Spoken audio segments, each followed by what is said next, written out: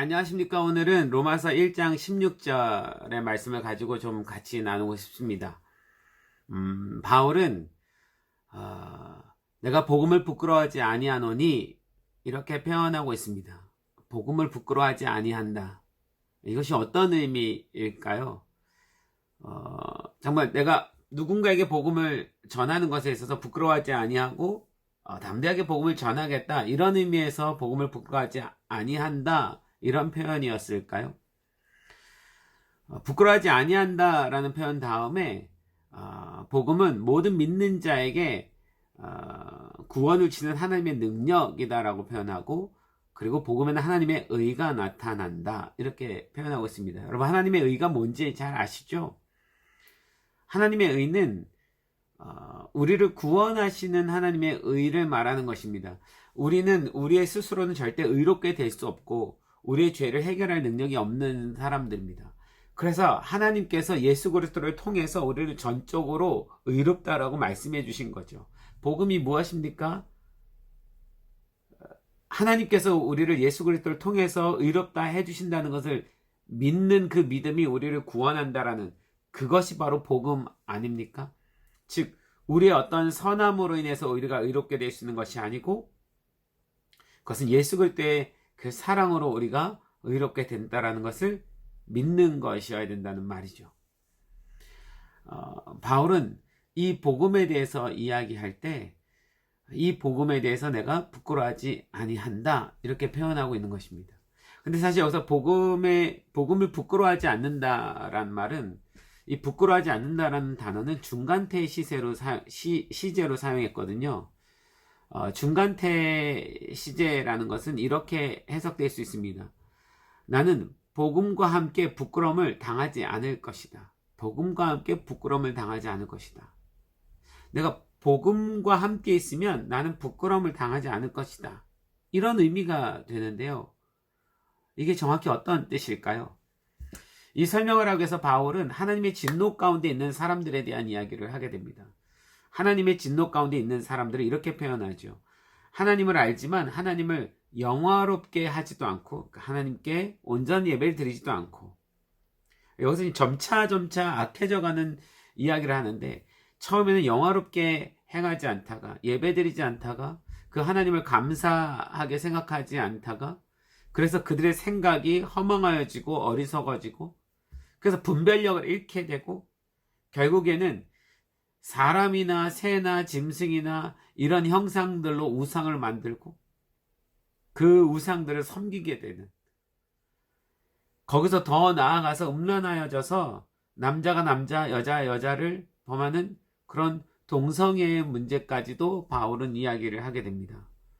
이것에 대해서 바울이 이들은 하나님의 진노를 받은 사람들이다 라고 표현하는데, 이 하나님의 진노에 대해서 표현하기를 그들이 행하는 그대로, 그 상실한 대로 하나님께서 그들을 내어버려 두사, 이렇게 표현하고 있습니다.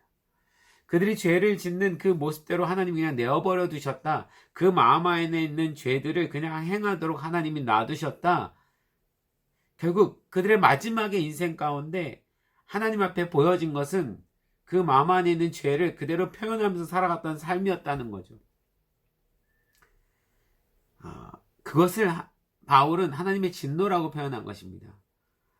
그 마음에 상실한 대로 그냥 내버려둠을 당할 살아간 사람들, 그래서 죄의 결과의 인생을 살아낸 사람들. 복음은 무엇입니까? 비록 그렇게 살아갈 수 있는 사람들이지만,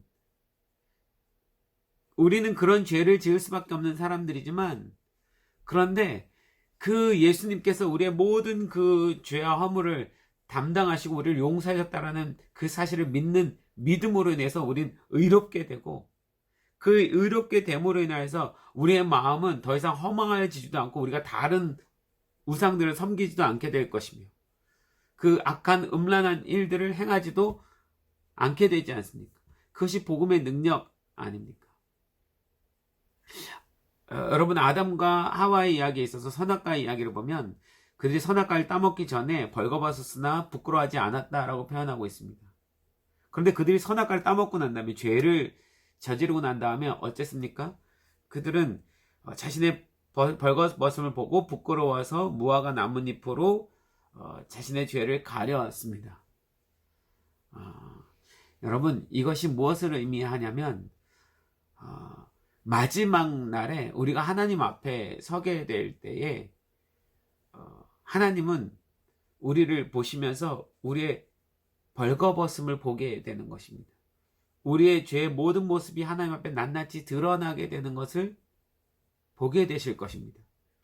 만약 복음 안에 살았던 사람이라면 그는 하나님의 그 의로 말미암아 그 죄를 용서받았기 때문에 그 죄악된 모습으로 하나님 앞에 나타나지 않겠지만, 그러나 복음이 없는 사람이라면 그 마음에 상실한 대로 내어버려 둠을 당해서 그 죄 가운데 살아가면서 결국은 하나님 앞에 그 죄의 더러운 모습들을 그대로 보여주는 그런 부끄러운 상태로 하나님 앞에 드러나는 인생이 될 거라는 거죠.